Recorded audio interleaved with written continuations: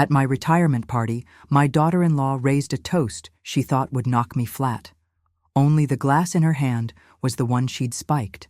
The rented community hall buzzed under dim string lights, the banner reading, "Happy Retirement, Margaret," drooping over a Costco sheet cake. Cheap champagne fizzed against my lips, cold condensation sliding down the plastic flute, while Ashley's smile tightened as she swallowed. Her manicured fingers trembled, a pink sheen of lipstick staining the rim. Motown hummed in the background, and the crowd's laughter softened into a curious hush. I watched her blink too slow, eyes glazing, the scent of hairspray and vanilla frosting thick as a storm. "Here's to new beginnings," she'd purred, leaning close enough that I caught the sharp sweetness of her perfume. Too sweet, like something trying to cover something else. Ryan's hand hovered uncertainly at her elbow, my colleagues from the district office exchanging wary glances near the punch bowl. The metal folding chairs squeaked as people shifted, balloons bobbing against the low ceiling with each breath of the AC. I set my glass down deliberately, feeling the tablecloth's rough polyester edge bite my palm. She'd spiked my drink, but I switched glasses first. I'd seen the way she hovered by the dessert table, the way her eyes followed my flute instead of my face, the practiced grin that wilted whenever Ryan laughed with me. Last week's accidental tea stir, the offhand comments about my pension and the house James left me, threads that seemed petty until they braided into a rope around tonight. When she set my glass beside the cake to fix a stray curl, I traded them so gently the confetti didn't stir. Now the room's warmth pressed in, like Florida air after rain, and the buzz of whispers rose with the fizz in every flute. I'll tell you exactly how we unraveled from smiles to suspicion to that quiet switch, how a celebration turned into a revelation, and why I had to protect myself at my own party. If you believe retirement should taste like freedom, not fear, subscribe to hear the whole story and others like it. Ashley's smile held a shine that didn't reach her eyes, the kind of brightness Florida streets have at dusk when the sky looks gentle but the mosquitoes are about to rise. My name was on the banner, my years neatly summed up in frosting, and yet I felt like a guest at my own celebration, someone who'd wandered in under the string lights and the crepe paper pomp as if I were only passing through. I could hear Ms. Delgado's laugh from transportation, see Mr. Bennett perched on the edge of a folding chair as if it might fold the rest of the way. Ryan's tie was crooked the way it had been at every school concert he ever played, and I reached up and fixed it without thinking. He leaned into the gesture out of old habit. Ashley's head tilted when I did it, and her pearls teetered against her collarbone. "Mom," Ryan said, soft, and for a second I saw the boy he'd been, knees skinned, pockets full of quarters for the book fair. Then the music puffed up again, The Temptations, a song James used to sing to me in the kitchen while the collards simmered, and the room folded into movement and chatter. Ashley's free hand drifted toward the table where I'd set my flute, where hers now waited with a pink crescent of lipstick on the rim. She steadied herself on Ryan's elbow and smiled at me like we were co-conspirators in some charming prank. I knew where her eyes had been all evening. Not on my old colleagues with their stories, not on the kids from the district office who had made a slideshow of field days and bus routing maps, not even on the cake. They'd been fixed on my drink. I'd felt it when she drifted behind me to fix a curl at my temple, when she brushed a crumb from my shoulder with a careful fingertip and placed the flute a breath's distance from the cake that spelled my retirement in loopy blue. A wife's attentiveness, a daughter-in-law's care. The performance of it all, meticulous as her manicure. I took in the air conditioning's thin chill and the heat of so many bodies in a low room that had seen 100 such weekends. Baby showers with deviled eggs, high school banquets with wilted centerpieces, church fish fries where the tartar sauce ran out too early. Florida has a scent in places like that. Coin wash metal from the chairs, sweetness from the cake, Freon, a note of bleach, someone's too heavy spritz of perfume, hers. A scent like peonies piled up in a vase where water needed changing. "Here's to new beginnings," she'd said, and I had wanted, for one unguarded heartbeat, to believe that she meant mine. that she and I might be two women setting aside our edges to greet this next chapter with civility. I could have done that. I've done harder. I spent 4 decades in public service. At the district office, you learn the rhythm of other people's emergencies, the way the school bell schedule governs a life you don't live but still serve. Morning calls about a bus that won't start, parents at the window asking after a lost backpack or a free lunch form, a principal's clipped voicemail about a leak in a portable classroom that needs a work order, now. My days began at 5:30 with the kettle trembling on the stove, the cat wending herself around my ankles, the Orlando Sentinel folded just so. I'd walk the length of our street while the sky was still pewter and the hibiscus shadows were long, and I'd meet the paper carrier's taillights at the corner. I worked holidays. I filed forms I could fill with my eyes closed. I built spreadsheets that kept summer meals moving in neighborhoods where kids got hungrier when school got out. I kept keys to storerooms, and I kept secrets told to me on the edge of tears. It wasn't glamorous, and it was mine. Just after Ryan was born, I went back to work a week earlier than my leave covered because James's hours had been cut. I lined cabinet doors with coupons and 2-for-1 flyers. I learned the rotation of BOGOs at Publix like a second language. I gave up getting my hair colored after James's diagnosis because even small things had to be measured then. Time, money, tears. While he sat through chemo at Orlando Health, I put cardigans over my shoulders and balanced budgets with a calculator that squeaked when it got too warm. We paid off the house in tiny increments. We let the roof go longer than we should have and learned to put pots under the worst places when summer storms slammed in from the Gulf. When James's heart stopped between one breath and the next, early on a blue crystal morning in March, the house felt cavernous and loud.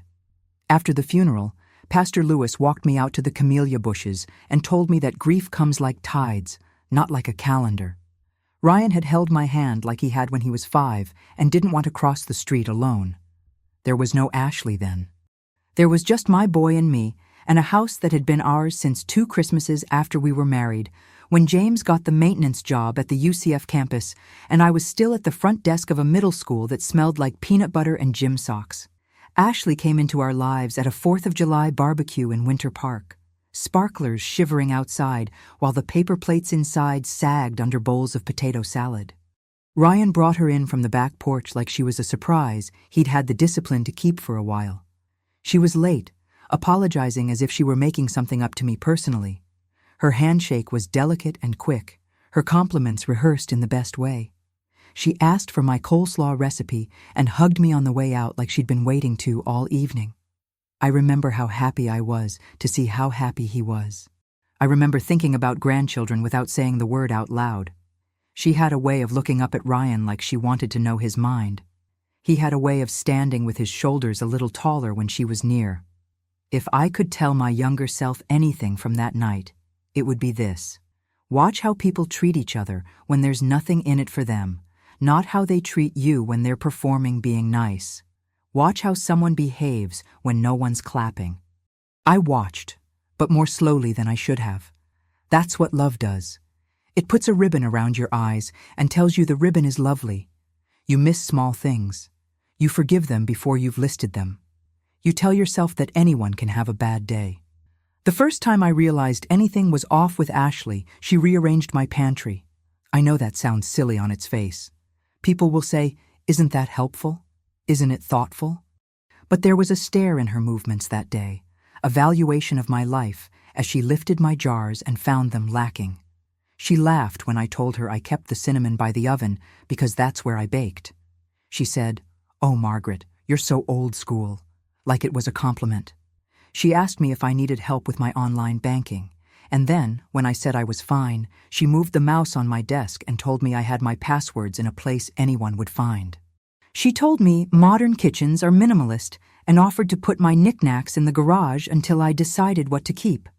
My knickknacks were the shells James and I picked up on Flagler Beach our last Christmas. They were picture frames Ryan finger-painted in preschool. When I told her I liked my home the way it was, she kissed my cheek and called me sweet. I do not mind being called sweet. I have baked sugar cookies for more school fundraisers than I can count. But there are kinds of sweet that are meant to dissolve you. On Mother's Day last year, she brought me a gift wrapped in pearly paper. Inside was a glossy brochure for a lovely independent living community with palm trees and smiling couples near a pool. She tapped the page with the one-bedroom unit. "It's just something to think about," she said, handing me a glass of cold tea that tasted like it had too many herbs in it. "Closer to your friends, less to manage, safer." I set the brochure under the magnet on the fridge because I didn't trust my voice not to shake. The tea made me sleepy.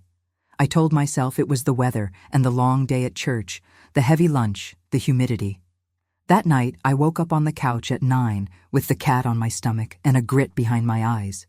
The next afternoon, I typed, "Are there herbs that make you drowsy?" into my search bar and then closed the laptop because I did not want to be that kind of woman, suspicious of her daughter-in-law. 2 weeks later, Sylvia from payroll asked me if I'd gotten my paperwork sorted for the beneficiaries on my pension. She said it casually, between bites of her chicken salad sandwich. "That young woman you sent called me," she said. "Wanted to make sure the forms were already logged. Couldn't tell her anything, of course. Confidentiality." The sunlight on my desk went nickel cold. I had sent no such young woman. I told Sylvia there was a misunderstanding, and I watched her eyes search my face for what I would not say. When I told Ryan, he laughed it off. "Mom," he said, "she's just trying to learn how things work. You taught me how to flip a breaker when I was 13. She wants to be ready to help. She was probably trying to surprise you by doing research."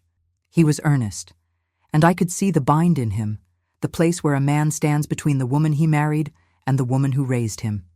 It is a narrow spot. It can make your chest tight to live there.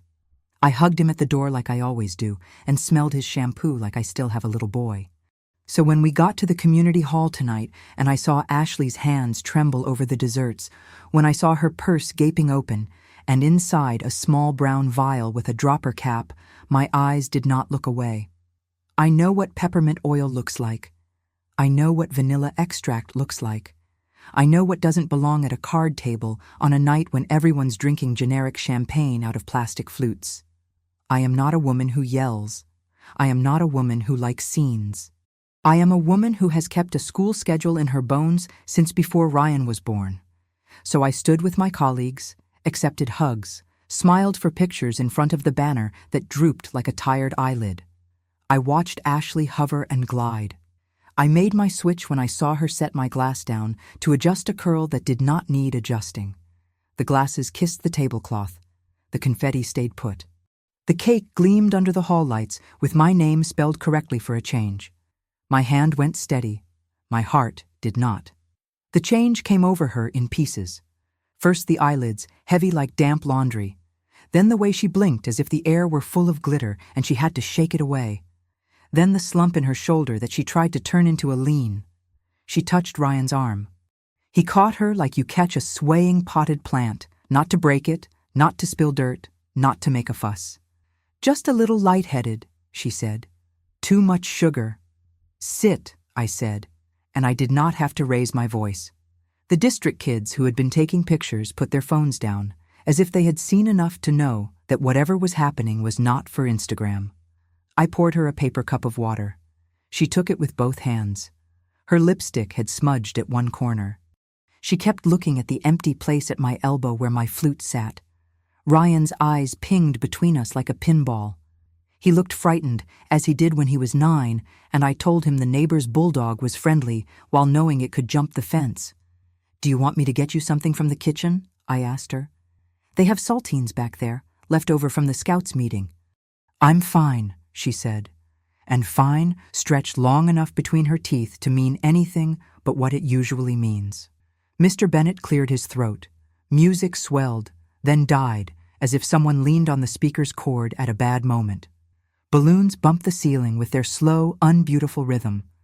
I could smell the hairspray in her hair, the sweet high top note of her perfume, and underneath something medicinal, a pharmacy aisle smell you don't notice until you do. I set my palm flat on the tablecloth. My fingers could feel every snag. I looked at that drooping banner with my name on it and thought about the first place I'd seen my name printed, on the birth certificate when I became Mrs. James L. Whitaker, On the library card, I got the summer before 7th grade when the librarian said, "You are a person, Margaret. You don't have to be anyone's daughter or anyone's wife to have this.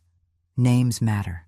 Tonight, my name hung over sweet above a sheet cake, and the woman who had spiked my drink, my daughter-in-law, was blinking through a haze she had concocted for me. I could have said it out loud then. I could have reached into her purse, held up the little dropper bottle, turned my palm up to the room. I could have called 911 and said a word none of us wanted, but Ryan was there. He was my boy with the crooked tie and the wide love heart, the one who had asked me to fold napkins into swans because he remembered I knew how. He had asked me to dance to My Girl before Ashley pulled him away because she wanted to practice their toast. He had said, "I'm proud of you," like a man who had been raised to say it and meant it more than words have room to hold. So I did not call anyone. I put a hand on Ashley's forearm and felt the tension in it like a drawn bow. "Sweetheart," I said, because I am old enough to call another grown woman sweetheart without meaning anything foolish by it. "Take a breath. Put your head between your knees for a moment.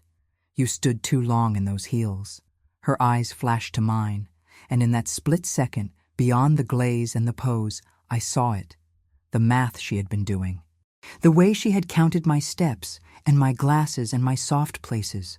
The way she had told herself a story in which I was the kind of woman who wouldn't notice, not because I was unobservant, but because I was trusting, and it would be merciful not to upset me. She had decided how the night would go. Me mussed, me flustered, me just tipsy enough to be embarrassing, me needing managing. And then she had sipped down the beginning of her own plan. Ryan's jaw worked. "Ashley, maybe we should run by urgent care," he said. His voice was thick with worry. "You don't look like yourself." "I'm fine," she said again, sharper, and slipped her arm out from under my hand with a small snap of wrist that no one but me would read as what it was. "We closed the party early. It happens. People have babysitters to pay, dogs at home. We packed up the leftover wedge of cake in 2 plastic container tops because we couldn't find the bottoms. The kids from the office stacked chairs with the speed of teenagers who didn't want to be caught somewhere after curfew. Pastor Lewis showed up then because he always shows up when the building's rented and folks might need a broom. He held the door while Ryan helped Ashley to the car. She made a soft sound when the night air hit her, like a sigh that had lived too long in her chest. I stood on the steps with the balloon weights, dumb little sacks of sand wrapped in mylar like they had something to celebrate. I let the air cut across my cheeks. April in Orlando can still surprise you with a pocket of cool breath tucked behind a column of heat. I felt 20 and 60 in the same moment. "She all right?" Pastor Lewis asked, and I nodded because that was the easiest answer. He's known me since James and I joined the church with Ryan snotty-nosed and wild in the second pew. He looked at me with the eyes of a man who knows women keep secrets until they become testimonies. "People bring their best and worst to parties," he said. "Glad you didn't let anyone go without a slice of cake." He went back inside. I pressed my palm flat on my name on the banner, felt the cool of the vinyl letters. I pulled it down and rolled it up tight enough to stand on its own in a corner. Back home, the house smelled like lemon oil and old paper because I'd polished the sideboard that morning while the coffee percolated. The cat jumped up on the dining chair and stared at me as if I had done something interesting for once. I set the leftover cake on the counter and cut a sliver too small to be anything but a ritual gesture. I ate it bite by dutiful bite and tried not to let the sugar remind me of the flute touching the tablecloth and the confetti not stirring. My phone pinged. "Ryan. She's asleep. Sorry we left like that. You deserve better." I typed back, "I love you. Rest. We'll talk tomorrow." I did not ask him what we would talk about. I did not ask him what he thought had happened. I did not ask him what he thought I knew. The truth in a family isn't a bell you ring and it becomes official. It's a slow ear-opening. The first time you hear a phrase used about you with a tone you don't like. The second time you catch a smell where it shouldn't be. The third time a woman at work tells you about a phone call she took for you that she didn't. And then a party where the plan cracks open like an egg. I washed my hands with the bar soap James liked because it smelled like cut grass. I wiped down the counter as if wiping could erase what we had just stepped into. The house had a hush to it that comes when something has shifted and the air hasn't caught up yet. I walked into our bedroom and touched the dresser James had built with his brother, the nick at the bottom where Ryan bashed it with a toy truck. I put my hand flat on the folded flag from James's funeral, because touching it makes me remember the weight of it, the way the bones are still under the cloth. Then I did what I have always done when I don't know what else to do. I made a list, not a dramatic one, just a legal pad on the kitchen table, a cup of tea, the good pen. I wrote, "Call Mr. Addison. He's the lawyer who helped me with the will after James died, the one with the Connecticut tie and the Florida tan." I wrote, "Talk to bank." I wrote, "Change passwords," because even if my passwords were safe, the act of changing them would remind me of the boundary. I wrote, Sylvia, and put a small asterisk, the way I do to soften the import of a note that has weight to it. The asterisk is for me, a reminder to talk in person, to laugh a little, to keep the place where she and I swap recipes safe from the place where we talk about pension beneficiary protocols. I put a star by home camera. Last hurricane season, after the second of the big storms, I bought a little camera for the front door to see if the neighbor kids were the ones taking the shells from my planter. I had never used the other unit that came in the box. I pulled it out of the drawer and set it on the counter. I set the little lens to watch the kitchen, and I told myself it was so I could keep an eye out for the cat when I traveled now that I had time to travel. It was for me, but it was also for us all, a small witness in a corner. I slid the brochure from the lovely independent living community out from under the fridge magnet. It had been a joke to me, a rude one, edged with sweetness, as if safety could be a trap with a pool. I laid it next to my list. "Where are the holes?" I wrote. The holes in a story reveal the shape of the truth. There had been calls made. There had been a bottle in a purse. There had been an attempt to make me drowsy at my own celebration. What else had there been? Small holes have a way of becoming a net. It is a terrible thing to look at your son through the lens of your fear for him. Ryan is a good man. I say that with the fierce sincerity of a mother who taught him to return the shopping cart, to write thank you notes, to show up. I know he is not a boy anymore. He has a wife. He has in-laws I nod at and call by their first names at gatherings where I am a side dish. But when I see the way his shoulders go tight when Ashley makes certain jokes and then says, "I'm just kidding," when I see the way he left his spare house key on my hook last month and then came back the next morning to take it off with 2 fingers as if it were not a thing he should have left, I see it.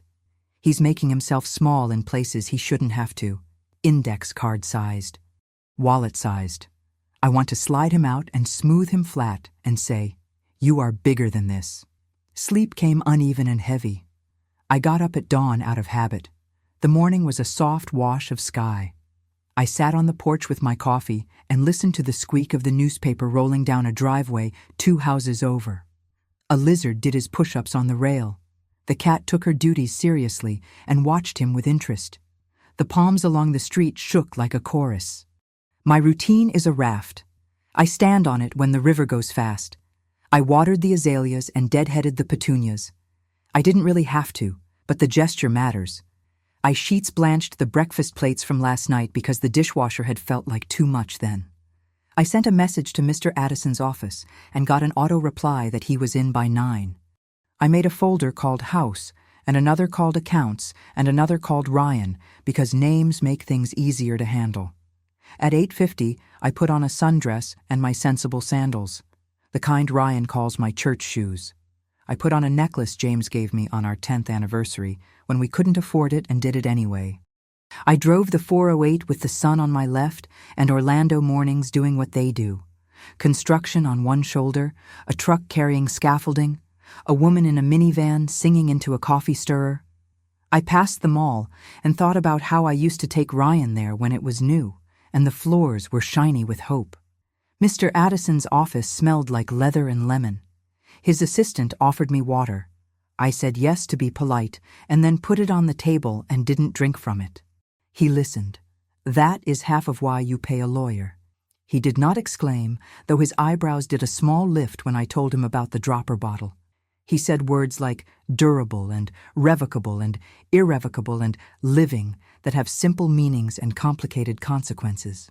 He reminded me that I could designate beneficiaries with clear percentages and that I could put the house in a trust that kept it safe without taking it away from me. He said a power of attorney should be granted to someone after a ceremony of trust, not a sigh of exhaustion. "I want Ryan to be okay," I said, and the sentence tumbled out of me like a coin I'd been holding too long. I want my son to live in a life that belongs to him. I want to know that if something happens to me, I did not hand him a mess and a map drawn in pencil. He handed me tissues the way good men do, like it is no big deal to see a woman cry. On the way home, I bought a rotisserie chicken at Publix and a tub of macaroni salad. I don't cook when I have a 1,000-pound thought. I put those on the counter and stared at them like they'd tell me what to do next. The cat hopped up and breathed on the chicken container until I gave her a scolding look. The home camera's tiny red light winked at me from the corner by the fruit basket. My phone chimed. A message from an unknown number with a Florida area code and a smile emoji as the profile picture that wasn't anyone I knew. The text read, "Hi Margaret, we have interested buyers in your neighborhood. If you're thinking of selling, now's the time." Then, oddly, another text from the same number followed. "Was Ashley able to talk you into a showing yet? Happy to schedule something discreet." The name underneath was a realtor's I recognized from a sign I used to pass on Dr. Phillips. My heart stepped up. I scrolled, looking for more, for context, for anything that would make it benign. There was nothing. No sentences before or after. No previous chain to explain why this person thought my daughter-in-law was in a position to talk me into a showing. I set the phone down and exhaled. The kitchen clock hummed. The air conditioner clicked on. I thought of the brochure with the smiles and the pool. I thought of the phone call Sylvia had taken.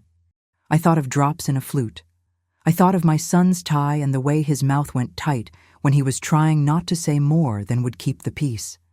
This is what I know. Kindness is not weakness, and quiet is not ignorance. I have been some version of soft my whole life.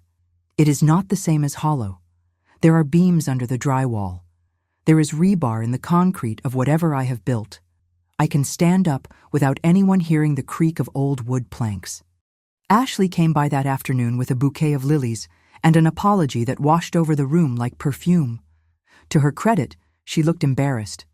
Her makeup was gentle, and her hair was not sprayed into submission. She sat on the edge of my couch with her hands folded like a girl at a counseling session and said the words that have gotten a lot of people out of a too tight space. "I didn't sleep well. I think my blood sugar dropped. I'm so sorry if I worried you. It was your night." She fluttered her fingers as if the night were a moth she'd scared by waving. "Thank you for coming by," I said, "because it is important to be the person you wish someone would be for you." I took the lilies and put them in water, though James used to say they smelled like funeral homes. She watched me move around the kitchen. I wondered which drawer she wanted to open. I wondered if she could name where I keep the spoons. I wondered if she had texted a realtor with my address and a plan. "I want us to have a good relationship," she said. "I know I can be direct. I just want what's best for Ryan." "Me too," I said, and let the sentence sit between us like a polite animal. Let her wonder how much it knew.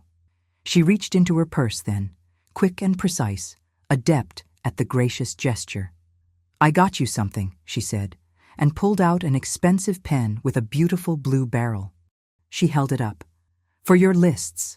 She laughed a little. "Ryan says you're the queen of lists." Her eyes shone like they do when she thinks she is checking a box that matters to me. "It's lovely," I said, and turned it in my fingers. It was lovely. It wrote with a smoothness that made my messy penmanship look almost elegant. I thought about how she knows that about me. She knows a lot, pays attention to the details we give away when we love. It isn't that she doesn't know me. It's that she thinks knowing gives her permission.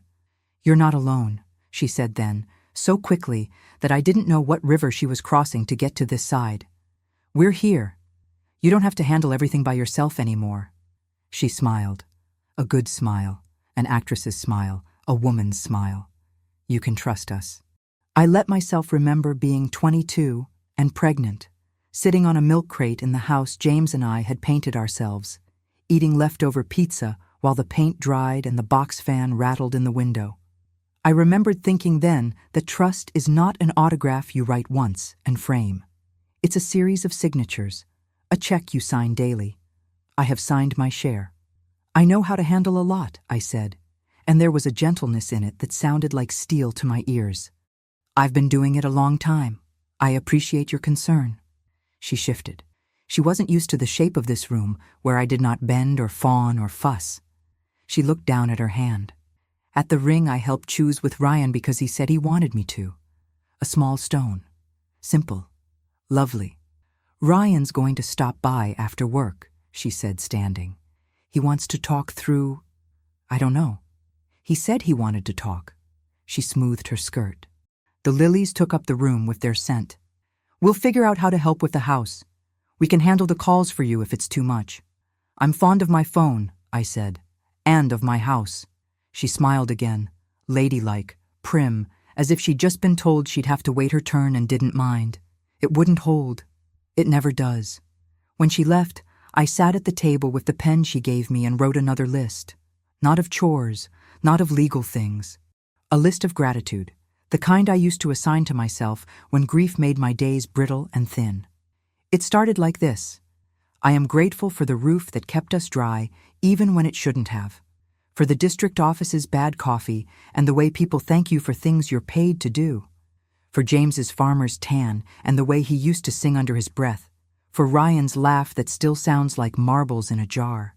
For the way my body remembers to reach for the right cabinet in the dark. For the ability to feel a shift in a room and trust what I felt. There is a larger conflict coming. I can feel it the way you feel air change before a summer storm, the way the oaks go quiet. It may be my house with its paid-off roof and its floor with the scuffs we made ourselves. It may be my pension that I earned checking and double-checking numbers in a room without windows. It may be the story of me as told by other people, and I am too old to let that go unedited. Ryan will come by. We will sit at my table. He will look older than he did yesterday. He will try not to hurt anyone. He will try to stand on two boats at once without falling in.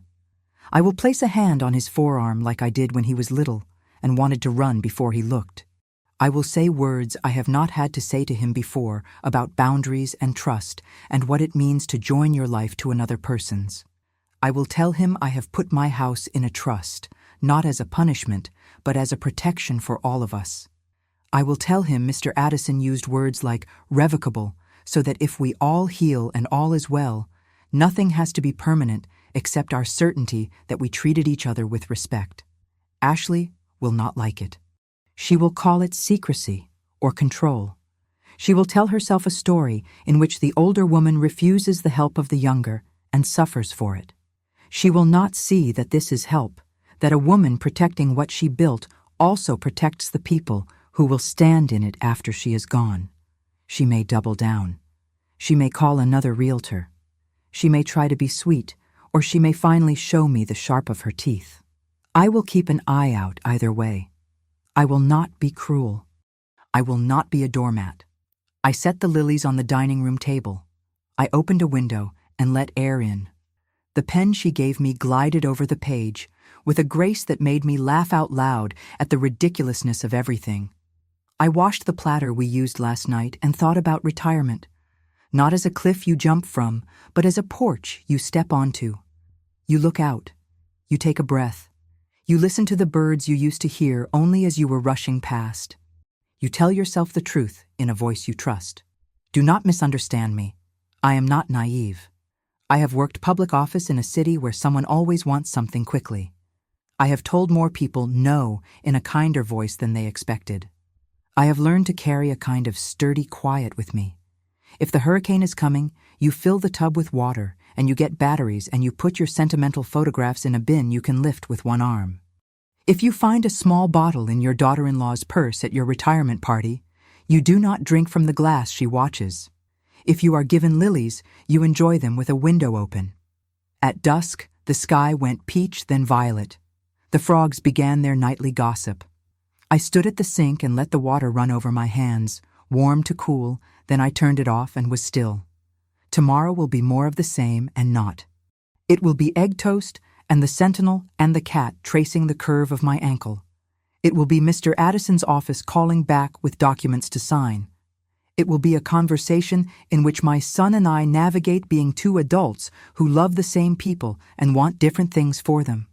It will be the first day of the rest of my life, a phrase that sounds like a motivational collar pin, but tonight tastes like something I can swallow. My name is Margaret. A banner with my name drooped over a cake last night. I set my glass down. I watched my daughter-in-law raise hers to her lips.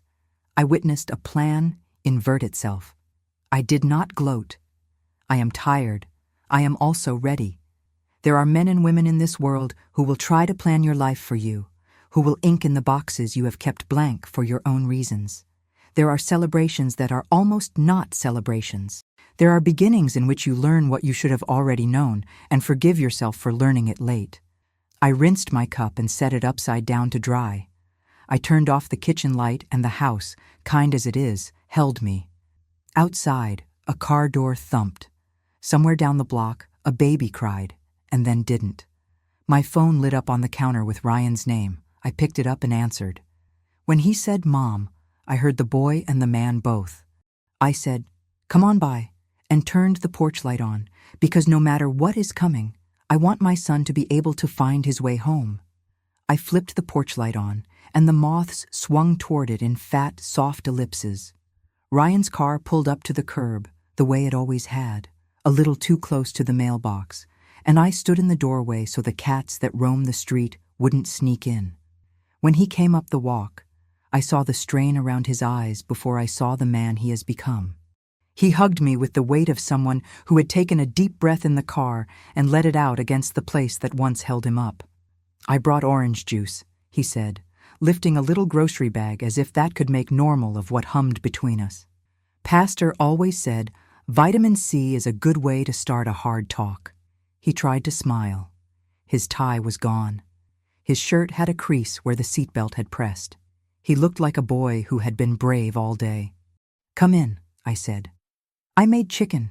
You can pick at it if you want. The kitchen smelled like lemon and the faint sweet of the lilies Ashley brought, their scent muscling into every corner the way a polite person hopes scent won't. He nodded, but he didn't sit. He touched the back of the dining chair, then let go. She's sleeping, he said. I told her I needed to check on you. She said, tell you she's sorry again. I poured him a glass of the juice, and he held it without drinking. His hands are larger than James's were, a little rougher from the home projects he takes on to quiet his mind. He stared at his fingers as if they might tell him what he could say that would make this less sharp. What do you need from me, Rye? I asked.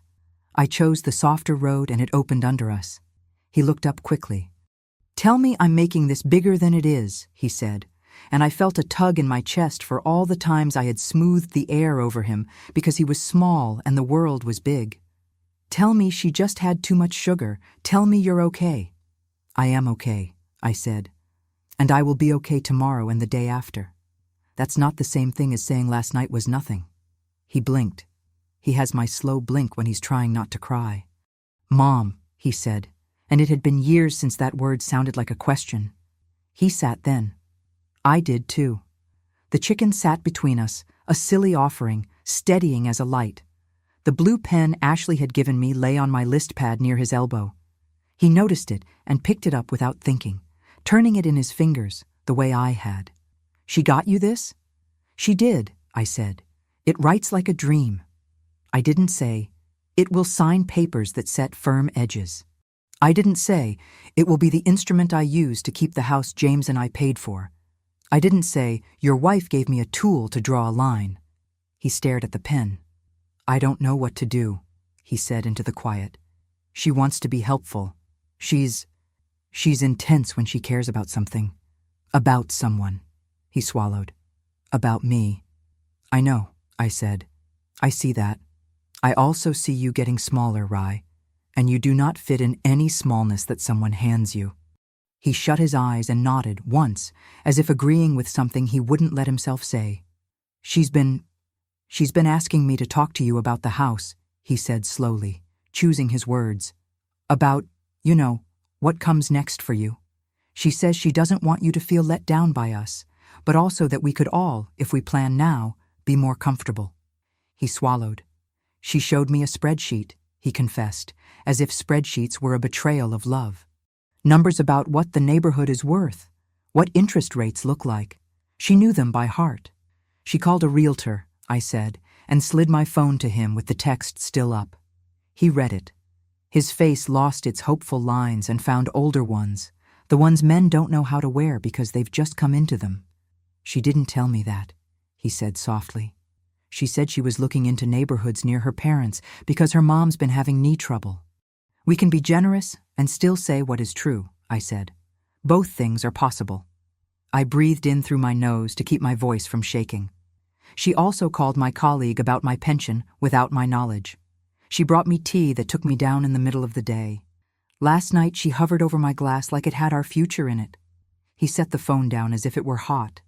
He rubbed a thumb over the rim of the juice glass. He is a good man, my son. He does not like living in rooms where love has to step carefully. I called Mr. Addison this morning, I said, and watched his face go wary. We're putting the house in a trust. I should have done it a long time ago. It keeps things tidy. It makes sure your life isn't thrown by my end-of-life mess. And it keeps the choices in my hands while I'm here. It's revocable. If we heal as a family, it can change. This isn't a lock. It's a doorstop to keep a wind from slamming something shut. He opened his mouth, then closed it. I waited. He has always come to the right word if you give him time. Part of me is relieved, he said finally. And part of me is scared she'll be angry with me for not convincing you otherwise. That part of you is not your job, I said. You weren't put on earth to manage anyone's emotions, not mine, not hers. I reached across and put my hand on his wrist. You are my son. You are her husband. Those are two holy jobs. But you are also you. That's the only person you have to live with all day. He pressed his free hand over mine. His eyes were wet. I didn't know, he said, and he meant everything. I didn't know she called Sylvia. I didn't know about the realtor. I didn't see the bottle last night. I would have. I know, I said. I didn't want to put you in a place where you'd have to choose between what you saw and who you love. I squeezed his wrist. He squeezes back like his father used to, once, twice, 3 times. Their private code that means I'm here. I am choosing now to protect us all from that place. He nodded. He drank the juice. He stood and bent and kissed my hair. I'll talk to her, he said. It sounded like a promise and a sigh at once. After he left, the house felt like a ship rocking gently at dock. I went through motions. The motions are faithful friends. I put the chicken in a container. I ran the dishwasher. I put the blue pen in my purse with a small ceremony I do not perform for things that do not matter. It felt like carrying a key. The next days rippled outward with small unkindnesses wrapped in courtesies that would look good on paper. Ashley posted a photo of my drooping banner with a caption that read, "Celebrating this lovely lady's next chapter. We're so excited to help her simplify and enjoy retirement." And 3 people commented with hearts, and 1 with a question about which retirement home had the best amenities. At the next Wednesday night supper at church, she took the spoon out of my hand while I was dishing green beans and said, "Let me, your wrists get tired," loud enough that Mrs. Garrison leaned over her plate and said, "Bless your heart, Margaret, you've done enough lifting in this life." When the neighbor's teen mowed my lawn for his summer money, she came out with lemonade and said, "I'll handle payments for Margaret," as if I had lost my checkbook with my common sense. She was pleased when she helped. She was less careful with the implication that I could not do for myself. On Thursday, there was a message on my answering machine from an insurance agent I had never met, asking whether I had time to review my long-term care options with my daughter. I replayed it twice and then wrote the date and time in my neatest handwriting. The paper took the ink like it wanted to keep proof. On Friday, a package came, a medical alert pendant I did not order, a glossy brochure showing silver-haired women smiling next to palm trees. The return address was a company Ashley had once mentioned at brunch when her friend's grandmother had a fall. I slid the box onto the hall table and stood staring at it until the cat rubbed against my ankle to bring me back to the ground. I picked up the pendant and felt the little weight of it. Safety is a good thing. So is dignity. The trick is not making one the enemy of the other. Saturday afternoon, with the light gold over the kitchen floorboards, I set my camera where the fruit basket could keep it company on the counter. I invited Ashley and Ryan for cobbler because strawberries were on sale and I had crust in the freezer. I made a pot of tea, and when I set the teacups on the table, I said, "I have to use the bathroom," and left my phone face down, but recording. I was not interested in being clever. I was interested in not being called a liar in a pinch. I didn't dawdle. I stood in the hall where the air conditioner's hum covered the small sounds of the house and looked at the picture of James in his uniform, younger than I have been for a long time, smiling like he believed the morning had something particularly good in it for him. I said out loud, "If I am wrong, let it be obvious, because there is relief in being proven foolish when your fear is that you are right." When I came back into the kitchen, they were laughing about a story from when Ryan was in band, the year the uniforms were late and the kids had to wear white shirts and black pants at the first football game in heat that made the brass burn. Ashley wiped the corner of her eye and said, "He was so serious," and it sounded like love. She poured tea, we ate cobbler, we visited. When they left, she hugged me with her face near my ear and said, "We'll come by with boxes next week to help you sort the hallway closet," as if I had asked, as if there were a we charting my closets. Ryan kissed my cheek the way he did when he was little and didn't know whether to do the same as the adults in the room. When the house was quiet, I picked up the phone. My hand shook. I watched the video, the kitchen's still life, the neat line of the cups, the tilt of the light. I watched Ashley's hand hover over the teapot. I watched her look toward the hall and then toward the door, her face a pleasant shape. I watched her take a small brown bottle from her purse, the dropper glinting like the edge of a fish. She looked up once, quickly, like a woman who had trained herself to be brisk in small, necessary meannesses. She measured a drop into the cup that sat at my place on the table, and then, my breath caught, she changed her mind. She tilted the bottle once over the sugar bowl as if to tuck it away, and then she put 2 drops in her own tea and 2 in mine. She stirred. The camera caught her profile, and what I saw there was not malice exactly, but a tidy permission she had given herself, the kind people give when they believe they are simply smoothing something that would have wrinkled. I watched myself come back into the frame and pick up the cup without tasting, set it down again, say something that made her tilt her head and smile. When the video ended, I sat at the table and cried as quietly as I could. There is a relief in being right, and it is not joyful. I saved the video to 2 places. I sent a copy to Mr. Addison with a note that said simply, "Documentation." I did not need him to make sense of it. I needed it to exist somewhere other than my hard drive and my bones. Then I planned the opposite of what I did at the party. I planned to speak. I called Pastor Lewis and asked if, after service on Sunday, when the church was going to do the potluck they had insisted on because I hadn't let them plan a big do for my retirement, I could have a small word. "I want to thank folks," I said, "and I want to set a few things right in the eyes of my community." He was quiet a beat and then said, "Tell your truth in love, Margaret." His voice was warm. "Come early. I'll show you how to use the projector if you want it." On Sunday, the fellowship hall smelled like long-cooked pork and baked beans sweeter than any dentist would bless. Someone brought deviled eggs with too much paprika the way Mrs. Rice always does. There was a banana pudding in a big glass bowl with vanilla wafers lined up like shingles.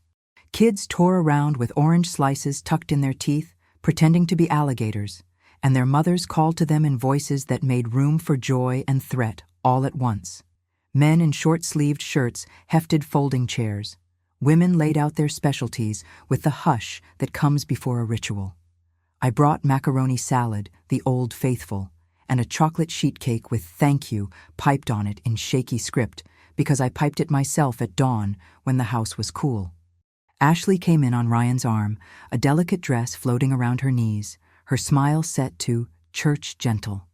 She had a Tupperware dish of her kale salad no one eats, but everyone praises to her face. She kissed my cheek and told me I looked lovely. Her perfume was lighter today, and I was grateful for that small mercy. She put the kale down like an offering and began to arrange forks. When she leaned away, I saw my pen's blue glint peeking from my purse like a small flag. Pastor opened with a blessing that made the air feel like a surrendered thing. We ate. People patted my hand. They told school stories that made me ache with a bare, clean ache for years that had been hard and good together. I listened and smiled and nodded. I caught Ryan's eye and held it long enough to say we would still be us when the storm cleared. He bit the inside of his cheek the way he does when he's trying not to betray which way the wind is blowing him.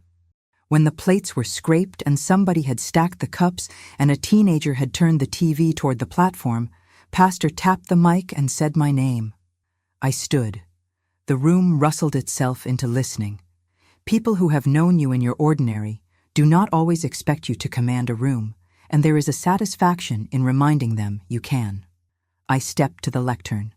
I put my hand on the wood and felt the oil of years of palms there. I set the blue pen beside my notes. I did not need the notes. They were a talisman, the pen too. In my head I could hear James's humming of a tune he always forgot the words to. Someone in the kitchen laughed. The lilies on the side table breathed their sweetness into one corner until a woman opened a window. I took a breath. "Thank you," I said, "for feeding each other, for showing up how you always do." I told a story about the time the summer meals program ran out of milk and Mr.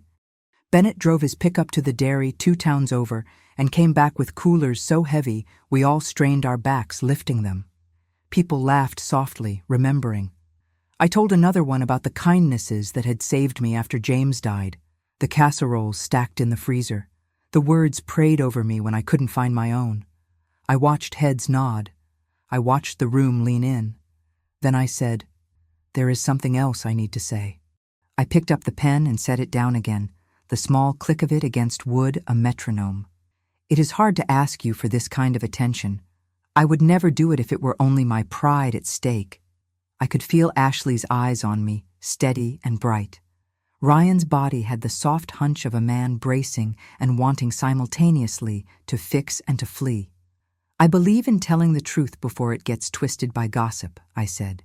"So I'm going to tell you what happened at my retirement party and what happened in my kitchen, and I am going to do it because silence isn't kindness when it protects harm. It is a strange thing to put your private life on a table next to deviled eggs. But the room held, the way a room made of people can. At my party," I said, and the words came steady. "Someone tampered with my drink. You don't need the details. Just trust me that it was mine, and then it wasn't." I noticed. I switched glasses. I did not make a fuss because I have a son I love who was in the room and because I wanted to understand what I was seeing. I let the emptiness after that sentence be what it was. It filled with murmurs that sounded like a dress catching on a nail. 2 days later, I went on, the same someone stood in my kitchen and added something to my tea. I have a video. I am showing you not to humiliate anyone, but because the story is going to grow in the telling if I leave it in the shadows, and because my safety and the safety of other people here who might be in my position someday matters. I turned to the screen and nodded to the teenager by the TV. His ears went pink. He clicked the remote. It played in the bright, unglamorous colors of a Florida kitchen on a Saturday afternoon. The grain was a little poor, the sound non-existent. But there was no missing the act. The bottle, the dropper, the tilt of a wrist, the stir. There was no missing the glance toward the hall, no missing the carefulness that betrays itself when watched. A sound went through the room like something catching. Not disgust, exactly, not a gasp. A sorrowful "oh" that mothers make when they see a child fall off a bike and know there will be blood they cannot prevent. Someone near the front said, "Lord," and it was not a cuss. I turned off the video. My hand was steady on the pen. "I am not telling you this because I am helpless," I said. "I am telling you because I am not, because I have taken steps to protect myself, legal ones, practical ones, emotional ones. I have called my lawyer. I have put my house in a trust. I have adjusted the beneficiaries on my accounts. These are not punishments. These are safeguards. I am doing what women who built things do when they want those things to stand after a storm. I looked at Ashley. Her face was pale under the lights. Her mouth had a polite shape to it that you get in pictures you are not ready for. She opened her lips to speak and then shut them. I am not telling you this to make you choose sides, I said to the room, but I was looking at my son.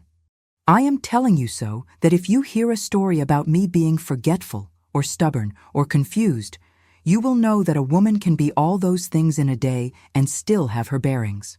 I am telling you because our community is full of good people who will always bring you a casserole when you need it, and among us there are people who will also bring things to your table you did not ask for, dressed as help. You are allowed to push their hands gently away. I picked up the blue pen. The weight of it was small but precise. I am going to ask one more thing, I said. I am going to ask for prayer. Not the kind that asks for the other person to change before you do. The kind that asks for clarity and courage and kindness that does not collapse into letting people take what they want. The room breathed. Pastor stepped forward without taking the microphone from me. He's good like that. We will pray, he said, and the words crowded into the air like people trying to get into a packed elevator. And we will look after each other. If anyone has a mind to whisper, they can come whisper in my ear instead, and I'll give them a mop. A ripple of laughter broke the tension like the first drop of rain on a hot sidewalk. Ashley stood. She moved to the edge of the platform. She looked small and bright, like a winged thing that had been caught behind glass. I didn't mean harm, she said. Her voice was too high. I didn't, she swallowed. I just wanted her to rest, she said, and the pronoun hung there like a bracelet too big for the wrist it's on. She doesn't know how. She's always on. She gestured with quick fingers. I was trying to help. The drops are natural, she added, and the word made something inside me flinch because arsenic is natural and so is heartbreak. You could have asked, I said to her, not unkindly. You could have believed me when I said I was tired or not tired or that I did not want to sell my house or that I did. There is a clean light in naming. You could have loved my son without making a plan for me that did not include me. She looked at Ryan then, as if he could pull her back into the shape of things she preferred. He did not move. His face had gone very quiet. Is it true, he asked her, that you called about the pension? Is it true you texted a realtor? He did not call her names. He did not raise his voice. He asked as if he were asking a patient a question he needed answered to provide care. She gathered herself. I was looking ahead, she said. That's what responsible people do. You hate planning. You've always hated planning. Her tone found its edge. If someone doesn't plan, bad things happen. The planning you did wasn't yours to do, he said, and his voice broke on the last word. He turned to me, the boy in him, and the man meeting in the tender place under his eye. I'm sorry, he said. I'm so sorry, Mom. I know, I said. That's all I needed to say to him. There was a moment when it could have gone badly. Any story like this has one. The air went thin. The hum of the AC sounded like bees. I could feel the eyes of 100 decisions looking at me. I could make it a scalpel or a shovel. I could dig. I could cut. I could stand. I chose to stand. Enough, I said. I did not say it with heat. I did not say it with volume. I said it like a woman who has turned a deadbolt on a door and set a chair against it because the wind is coming. Enough of the boxes on my porch I did not order, enough of the calls I did not make, enough of the rearranging of my life under the title of help. I will accept help when I ask for it, when I need it, from people who do it to give and not to take. I put my hand on the pen like I might sign the air. I am not moving. I am not handing over my accounts. I am not giving anyone a power I no longer own. I am going to take my naps when I want to, and stay up too late watching a movie when I want to, and make a mess of my pantry like I want to, and die in this house one day, if the Lord allows, with the camellias outside in bloom. It is a strange kind of silence that followed, not the hurt kind, the holy kind, where everyone is listening to their own best self. Ashley took a breath, and for a second, one beat of Florida heat between lightnings, I thought she would say, "I did wrong." She didn't. What she said was, "I can't stand here and be made out to be some kind of—" She stopped herself, and I bless her for that. She looked at the floor, then at the lilies. She lifted her chin. "We're leaving," she said to Ryan, and the words clanged because they were made of pride. She turned on her heel and walked toward the door. She did not run, but the speed of her walk made napkins flutter on the tables she passed. Ryan stood a second longer, looking at me. I lifted my hand in the air the way I used to when he went into school on a tough morning.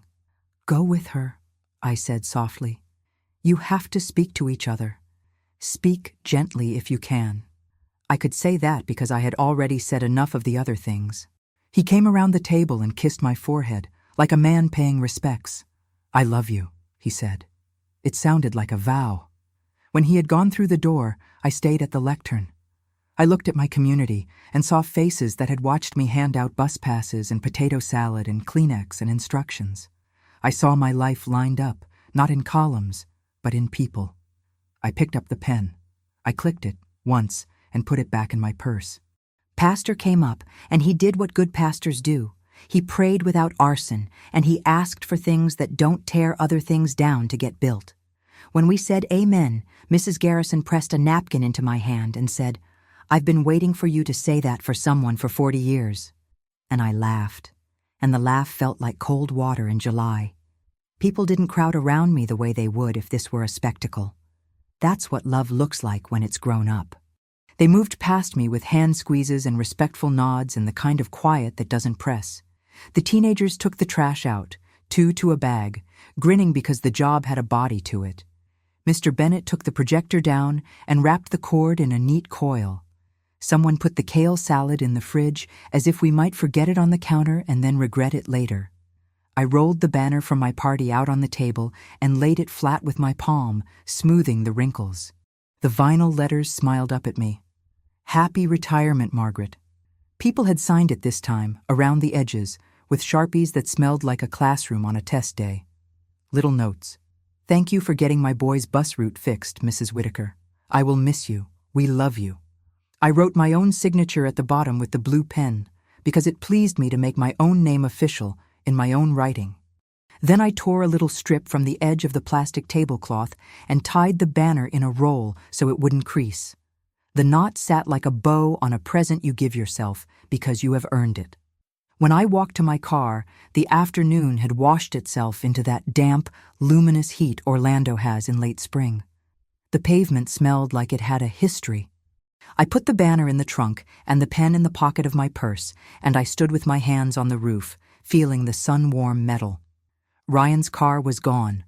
Ashley's was gone. The world had not ended.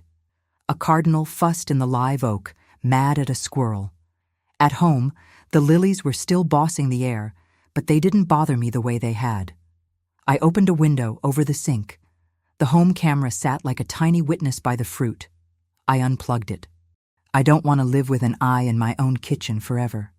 I want to trust the rooms I have built. I took a bath. I put on the softest dress I own and the necklace from James I wear when I want to feel held. I made a sandwich I didn't eat.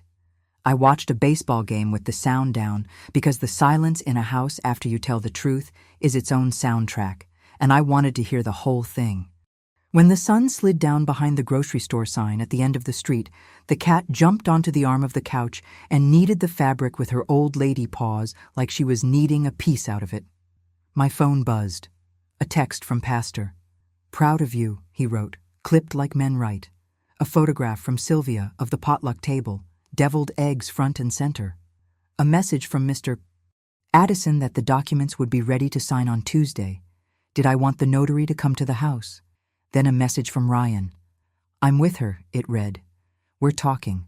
Thank you for telling the truth. I love you." It was a simple thing. It was a holy thing. I wrote back, "I love you. Take your time. Eat something." I took the pendant out of its box. I held it. I put it in a drawer with other things I might need later. Batteries, a flashlight, a roll of quarters, a heavy flashlight James used to keep by the bed for hurricane season. I put the realtor's text into a file called Unasked For. I put the pen back in my purse. I put the kettle on for tea. Retirement is not a gold watch. It is not even only rest.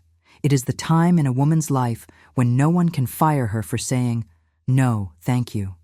It is the place where you can decide whether to wear shoes to the mailbox or just your old sandals, and nobody writes a note about it. It is a porch with a view of what you spent your life making and the courage to keep it in your name. When the water sang the soft beginning of its boil, I took it off and poured it over a tea bag and watched the steam lift. The kitchen smelled like lilies and lemon and the sweet damp of a Sunday night when people are thinking about what tomorrow asks. I took my cup to the table and sat where the camera had once stared. I looked at the blue pen and the list under it. I wrote, "Enough." Not big, not scrawled, not even underlined. Just a word in my own handwriting, so that if I ever forget the way my voice sounded in that room, I can listen to the line and remember. Then I wrote, "Ryan." And under it, "Love him, and let him love me in the way adult sons love." And under that, "Ashley." And under that, "Mercy, for me, for her, for whatever made her think she had to be in charge of everyone to be safe." I folded the list and slipped it into the drawer with the pendant. I took another piece of paper and wrote the groceries I need: coffee, paper towels, strawberries if they're still on sale. The ordinariness of it settled over me like a cool sheet. Later, when the gray came up from the horizon and the frogs began their talk, I walked out back. The camellias wore their green like a promise. The azaleas thought about one more bloom if the weather would be kind. The sky was the soft color of a Florida penny. I stood in the middle of what is mine and belongs to no one else, until it will one day belong to more than me. A community, a son, maybe a granddaughter I have not met. And I placed my hand on the rough trunk of the oak like I could draw its steadiness into my bones. I came back inside and turned off the porch light. I locked the door. I set the pen on my bedside table the way James used to set his watch. It glowed a little in the light that came through the blinds. I am Margaret. On Friday night, under string lights and a drooping banner, someone tampered with my drink. I noticed. I switched. I chose to be quiet so that when I spoke, I would speak from the center of myself and not from panic. Today I spoke. I said enough. The word tasted like clean water. It will taste like that tomorrow too. If I need to say it again, I will. In the morning, I will make coffee. I will read the paper. I will drive to Publix with the windows down if the air is kind. I will sign the papers Mr. Addison brings with the pen my daughter-in-law gave me, the pen that writes so smooth it makes my hand look younger than it is, and I will take the deepest breath I've taken in a year. I will call my son to ask if he wants to come over for supper this week, and I will keep this house the way I keep my name, my voice, my choices, carefully, quietly, with joy. In the morning, I did what I told myself I would do. I made coffee. The kettle gave its little pre-boil sing-song, and the cat threaded herself around my calves like she was braiding me to the floor in case I floated off. The Sentinel lay on the porch, just where it always does, the ink cool against my fingers, the rubber band a bright blue loop I slipped around my wrist out of sheer habit. The air had that soft Orlando mercy to it, not yet heavy, as if the day were deciding whether to be kind. I opened the kitchen window. The lilies still leaned out like ladies eager to offer opinions, but their sweetness had mellowed overnight. Outside, a mockingbird tried on 6 songs before settling on one. I set out 2 mugs because my hands have been trained by decades of mornings to make room for someone. Mr. Addison was right on time. He always is. His tie was the same gentle navy, and his tan was the same sensible Florida, not the reckless kind. He brought a leather folder and a notary in a crisp blouse who had a stamp she kept like a delicate instrument. I made them coffee because my home does not know how to be anything but hospitable, even on the days we are doing business. We sat at the dining table, where I have written grocery lists and condolence notes and birthday cards, and the letter I wrote to James on our 20th anniversary, when we couldn't afford to go anywhere special, so I made the backyard look like a place. "These are straightforward," Mr. Addison said, and I believed him because he never speaks like a salesman. He speaks like a person who has seen women stand at this table and waver, and then not. "This one creates a revocable living trust for the house. You're the trustee and the beneficiary. You hold the reins. This one updates your beneficiaries, the percentages exactly as you asked. This one revokes any prior powers of attorney and sets out your wishes about who may speak if you cannot. Clear enough for the most stubborn of systems." I picked up the pen Ashley had given me. It felt good in my hand, a small weight with purpose. The blue ink rolled out smooth as creek water. I signed my name the way I like to, my M proud but not loud, the G that looks like it might be a musical note if it wanted to be. As the notary pressed her stamp down with that satisfying chunk, I felt something unclench in the room, like a window had been opened in my ribs. Paper can do that. Words can do that. It isn't the ink as much as it is the decision. "You're doing a wise thing, Mr. Addison said, and he said it like good bread. No spice, just nourishment. Protection is not paranoia. It's stewardship.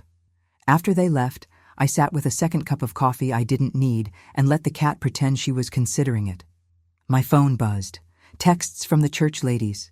Things like, "Proud of how you stood," and "Want me to bring over something for supper," and "If you need a ride Tuesday, I'm free." There was one from Sylvia. "Got your back," it read, followed by a tiny roller skate because she never uses emojis right, and the very wrong ones become hers. There was also a text from a number I recognized as Ashley's, though she had changed her contact photo to a hibiscus since the last time I had taken note.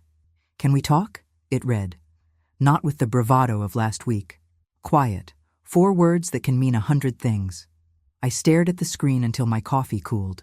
My first instinct was to say, "Not yet," to make her wait, to balance the scales that had been so tilted.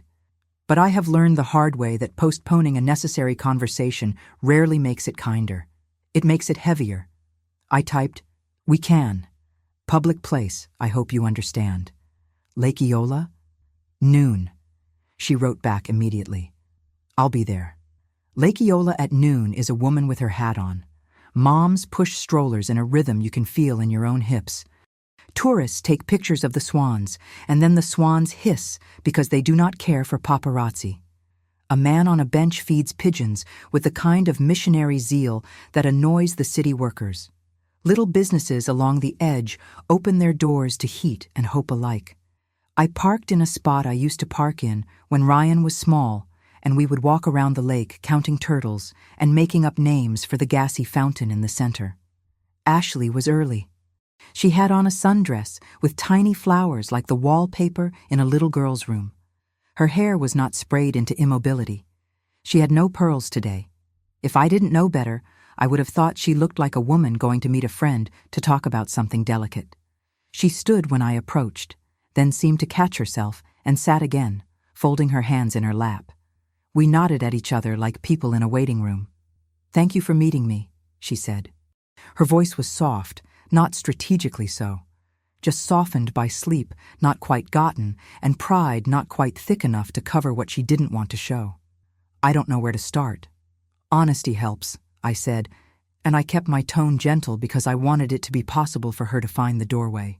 She stared at the lake, at the fountain pretending to be a dandelion, and the swan boats bobbing in place.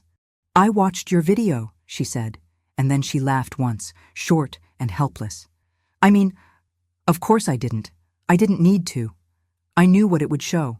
I knew the moment I did it in your kitchen that I was doing something I would not want to be watched doing." She swallowed.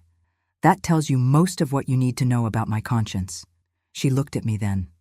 She had the eyes of a girl who wanted to be told that the ambulance wasn't necessary and that the blood wasn't as much as it looked like. "I was wrong," she said. The words were not pretty. They didn't need to be. "I was wrong to touch your drink. I was wrong to call your colleague. I was wrong to reach past you as if reaching past is help." "What were you trying to fix?" I asked. I didn't ask it unkindly. Sometimes naming the ghost makes it less likely to slip into your bed.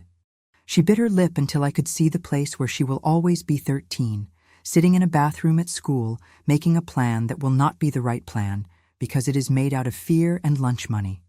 My grandmother, she said finally. When I was a freshman, she lived with us. My mom had to quit her job to take care of her. She wandered at night. She left the stove on. I can't describe it. Like living with a storm you can't predict, that keeps knocking down your fence and you have to go out every morning and pound it back in with your hands. My mom is a good woman, but she got small. She got mean with the wrong people because she had no one safe to be mean at. And when Grandma died, it wasn't just sadness. It was relief, and then the relief made my mother feel like a monster. She looked down at her hands. I decided then that I would never be caught off guard like that again. That if planning could save me from that feeling, I would plan until there was no oxygen left. She laughed, this time without sharpness. I married a man who can't decide between two brands of cereal. She raised her head. I was afraid, she said simply. Afraid of losing Ryan. Afraid of losing control. Afraid of losing a life I had arranged on shelves like pretty jars. Afraid of losing you in the way people lose their elders, first the keys, then the words, then the choosing itself, and being the one everybody looked at like, why didn't you do something earlier? I hear you, I said, and I did. The fountain's mist blew our way and laid little damp kisses on our arms. And I need you to hear me. I am not your grandmother. She nodded slowly. I know. I am not your mother, I said. And she flinched a little at the word, because mothers and daughters are loaded boats. I do not require you to quit your life to manage mine. I do not require you to ransack my file folders looking for a mess. If you want to plan, plan love. Plan casseroles when someone else is tired. Plan trips with Ryan that feed your marriage. Plan to come over and watch a movie with me in your pajamas when we both need company. But do not plan me out of my own house. Her mouth trembled. I feel so ashamed, she whispered, and then correctively strengthened her voice. I am ashamed. I am also angry that I am ashamed, which is ridiculous. She shook her head at herself. You don't deserve my anger. You're allowed to feel anything you feel, I said. You are not allowed to do anything you feel. I let that sit with us. It is a truth that has saved more than one person I love from permanent decisions. She pulled a tissue from her bag and smoothed it over her knee as if it were fragile fabric. I told Ryan I would talk to someone, she said. Not just pastor, a therapist, a real one. She lifted her chin with a flicker of her old pride. I don't mean pastor isn't real, I just mean someone who will ask me why my first instinct is to rearrange a person to make the room feel better. And I will tell the therapist about the drops. I will not call them natural and think that makes them harmless. I will call what I did what it was. I breathed in. The air tasted like heat and lake water and something like the beginning of a summer thunderstorm 30 miles off. If you're asking whether you are welcome in my home again, I said, the answer is yes. If you respect my no as much as you love your own yes. If you can come without your hands reaching automatically to pick up whatever you've decided is out of place. If you can hear me say that I will call you when I want help, and believe that I mean it. She cried then, not the performative kind. The small, inelegant tears a woman sheds when she has been told a boundary and recognizes it as a blessing, even if it was not the word she was waiting for. I can do that, she said. I want to do that.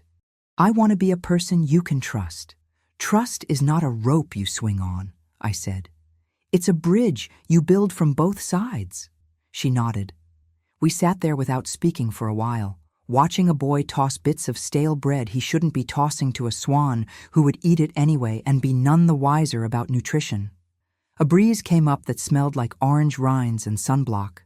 I canceled the realtor, she said eventually. I called this morning. I told her I had overstepped. She said she hears a lot of overstepping when it comes to family houses. She gave a small, rueful smile. She offered me a job. I couldn't help the short laugh. Of course she did. I wiped a corner of my own eye because feelings can surprise you like peacocks in a parking lot. Thank you for telling me. I also, she added, and looked as if she were bracing for me to slap her hand, called the company that sent the pendant and arranged to return it, and asked them to take you off their marketing list. They asked if I had power of attorney. I told them no. She looked carefully at me, like a woman placing a fragile cup on a shelf. I would like to be trusted with things someday, but I will wait to be handed them. I will not take. That, I said, and my voice had a warmth in it that surprised me each time I found it, is a good sentence. She looked down at her folded hands. Do you want the pen back? She asked, almost shy. I gave it to you when I was being someone I don't want to be. It feels tied. I shook my head. I used it to sign my trust this morning, I said, and her head snapped up. I like the idea that something you gave me helped me protect us all. I like the idea that when I use it, it can be a reminder of what we learned, not of what we did wrong. You gave me a tool. Tools aren't good or bad. It's hands that are. Her shoulders dropped. People think apologies are heavy. Sometimes the heaviest thing is forgiveness. It is heavier in a good way, like being handed a baby who will not be your burden, but your joy. We stood. We did not hug and make the kind of picture people assume means everything is done. We nodded and we shook hands. It felt right to do it the way people do business, because we were making a deal. Terms of trust, signed with words and will. As she walked away, I saw a woman who might yet be a friend if we both did our parts. On Tuesday, the notary came to the house because I said yes to making it easy this once. Mr. Addison explained each page the way a teacher reads to a class of adults and asks if there are any questions people are too embarrassed to ask. I signed them with the blue pen and thought about how surreal it is to make legal a thing your heart had already made true. The papers slid into folders that make their own sort of music. When Mr. Addison left, he held my hand for one extra beat, an old-fashioned kindness, and said, "Call me if you need anything else." And we both knew he meant if, not when. That afternoon, Ryan came by carrying a bag of oranges a friend at work had brought in from her backyard tree in a popka. He set them on the counter like an offering to some small domestic god. He looked tired and hopeful, the way boys look after a hard practice when the coach says they've made the team. "We went to talk to someone," he said, pouring himself water. "The therapist Ashley found. I liked her. She didn't let either of us skate. She said words like control and fear and boundary, like they are not weapons, but tools. She asked me questions about the way I swallow my no until it sounds like yes. She asked Ashley about her grandmother, and she listened like you do. We're going back next week." I handed him an orange and watched him dig a thumbnail into the skin, bending his head to breathe the zest like he used to when he was little and thought he could smell vitamins. "I'm proud of you," I said. "It is not a phrase I reserve for graduations." He nodded. He looked around the kitchen as if it were a person he was checking on. "Are you okay?" "I am," I said. "More than okay." I looked at the window over the sink, at the little line of shells James and I brought home over the years. And I will be. On Saturday, the church ladies did what they do best. They made redemption look like a potluck. A few of us brought fresh salads as if to atone for the banana pudding we'd consumed with gusto the week before. But the truth is we brought what we know. Collards, cornbread, a chicken tetrazzini that would withstand a Category 3. Ashley showed up with a tray of pimento cheese that could hold its own. She set it down without announcing it. Mrs. Garrison tried it, then looked at me with eyebrows up to her hairline as if to say, "Well, look there." We did not make speeches. We did not show videos. We ate. We asked about each other's weeks. The choir director's father came home from the hospital, and we all exhaled together like we'd been holding our breath underwater. The youth planned a car wash and tried to rope us into coming, even if our cars were spotless. Sylvia's granddaughter, who has hair like sunlight through orange juice, crawled under the table and sat pressing her palm to my ankle for the comfort of it, and I dropped her a piece of cornbread like a conspirator. Ashley caught me by the coffee urn. "I'm organizing a fundraiser," she said. "Summer meals in your honor. You said once that kids get hungrier when school lets out. I think about that. I can't soothe everything, but I can do that. I'm good at spreadsheets." She smiled a little. "The nice kind. I'd like to do it with you, if you'll let me." "That," I said, is the sort of planning that puts air back in all our lungs. Yes. We met the next week at my table with lemonade sweating on coasters and my blue pen making check marks next to names of businesses in Winter Park and College Park that might donate. We called the bakery that always overfrosts the cupcakes and asked if they would overfrost for a cause, and they said yes with delight. We called the Rotary. We called the man with the truck who brings the snow cone machine to the block party every July. And when Ashley's voice got tense because someone said no, I watched her practice the fine art of releasing what she could not control. She swallowed and tried another number. She said, "Thank you for your time," and meant it. Not every day was a movie montage of healing. There were days when Ashley's hand twitched toward my pantry door and she put it, heroically, in her lap. Days when I had to say, "No, I'll carry that," and she had to nod. Days when Ryan's eyes went tired from being the bridge. Trust grew like tomato plants in Florida heat. Quickly, but prone to blight if not tended. We tended it. One afternoon in June, storm clouds piled up like anxious thoughts over the western edge of the sky. I called Ashley and said, "You want to come help me bring in the patio chairs? We'll get soaked and then we'll make cocoa like northerners."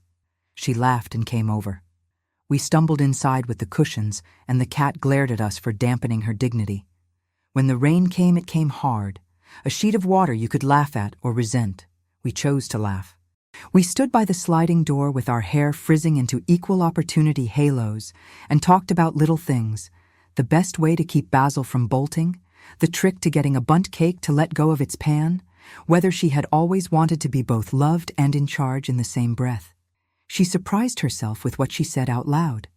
I surprised myself with how easily forgiveness sat down in the chair we hadn't brought in. On a Sunday evening in July, when the light lasts just long enough to make you nostalgic for something you can't name, we had a small supper on my porch. Ryan manned the tiny grill James and I used to pretend was bigger.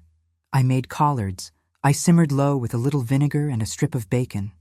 Ashley tried her hand at skillet cornbread and smiled like a girl when it lifted out in one piece. We clinked glasses of sweet tea because champagne still felt like a joke I didn't want to hear. The banner from my retirement, the one that had drooped over the Costco sheet cake, I had cut into strips and hemmed into little placemats because I cannot let a thing go if it can become useful. We set our plates on the letters of my name. The vinyl wiped clean as if each meal could be a new one. "Can I ask you something?" Ashley said as we ate peach cobbler that ran juice on the plates in a way cobblers should. "The night at church, when you showed the video. How did you know that wouldn't just blow us up? How did you know it would, I don't know, make room instead of making rubble?" "I didn't," I said. The night air held the smell of wet pavement and somebody's sprinkler. A cicada made his argument in the oak. I only knew that secrets were making us sick, and that my silence was not going to heal anything. Sometimes the most loving thing is to say the thing you've been avoiding saying, but to say it without the weapons you could bring to it. To say it with your palms open. She nodded.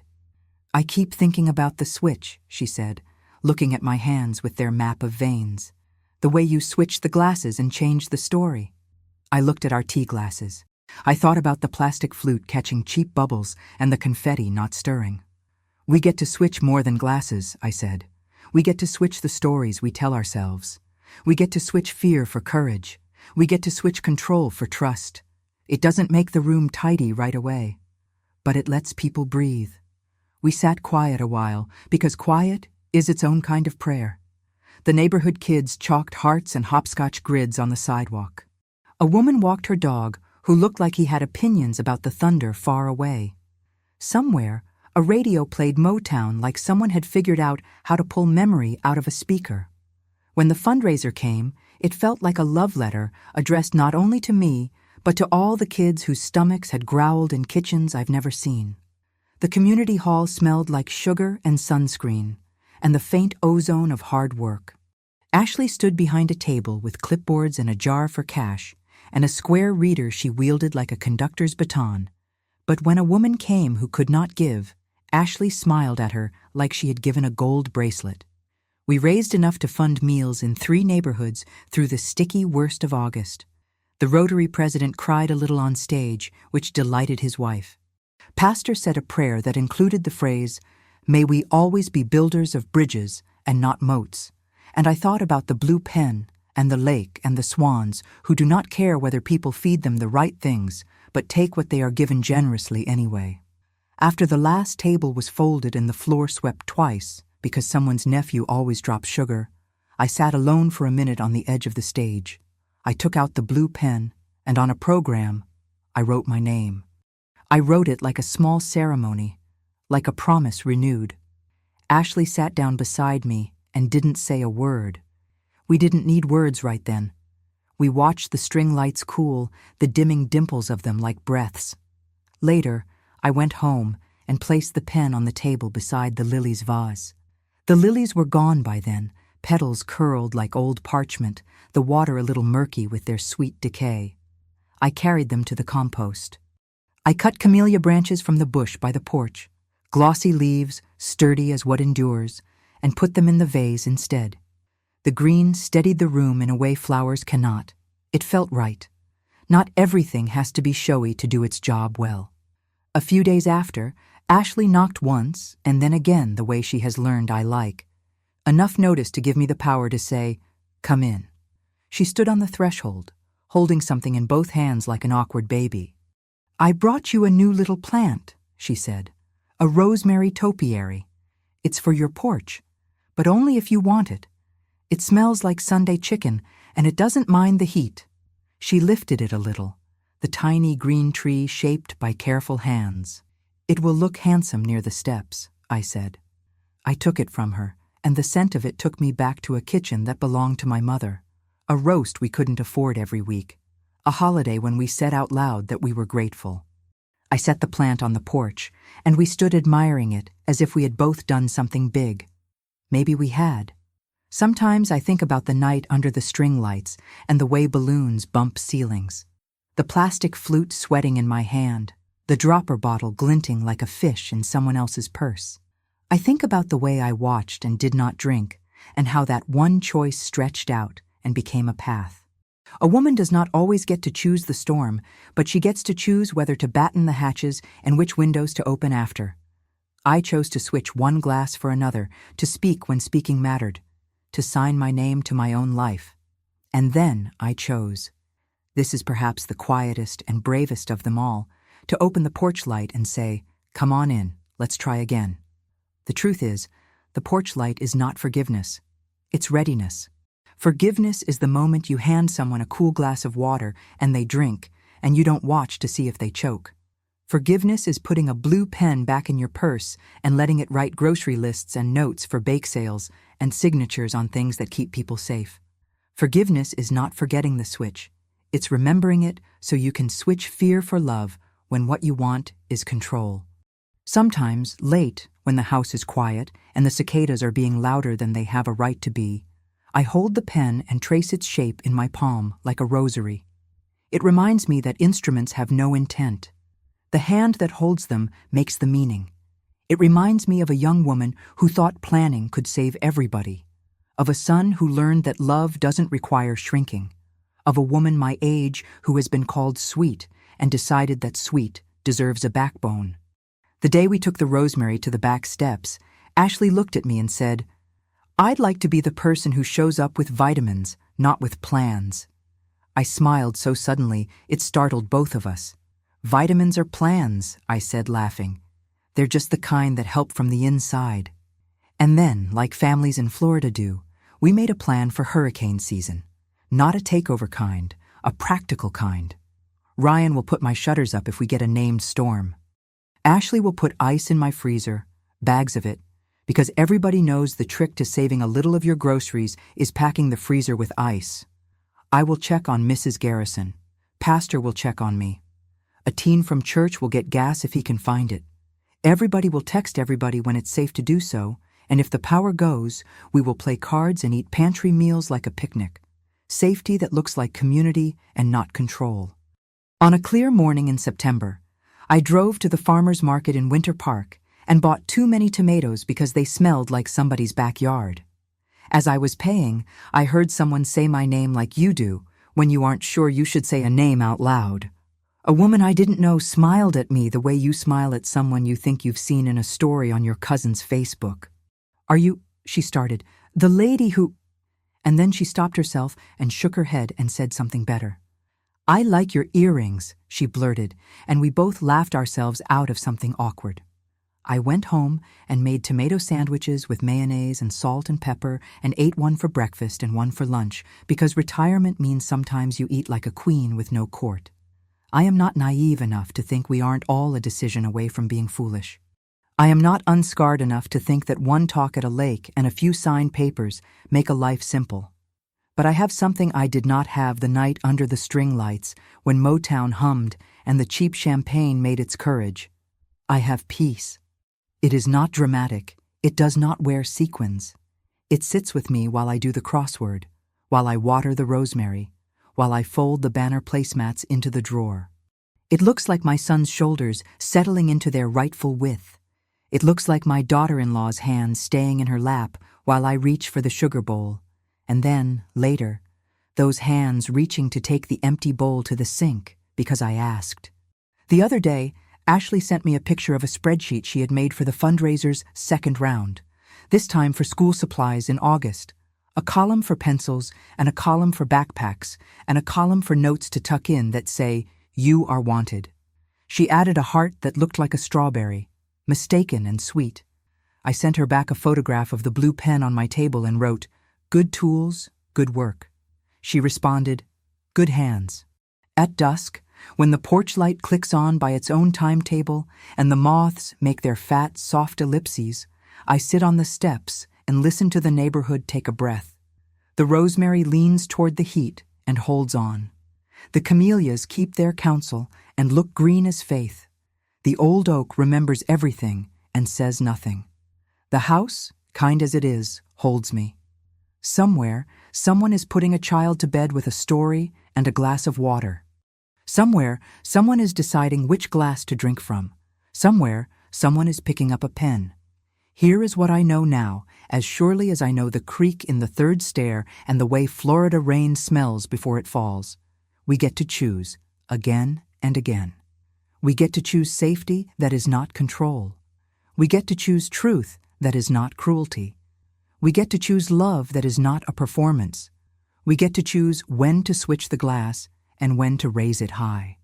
We get to sign our own names to the lives we have built, and we get to do it with a hand steady from practice and grace. If something in my story stirred something in you, if you felt the tug between love and control, between silence and truth, tell me in the comments what you would choose to switch in your own life. If this gave you courage or company, I'd be honored if you left a like to help others find their way here. And if you want to walk with me through more of these porch light moments, hard, tender, ordinary, subscribe and stay. The door's open, the light is on, and there's always a pen on the table, ready for whatever comes next.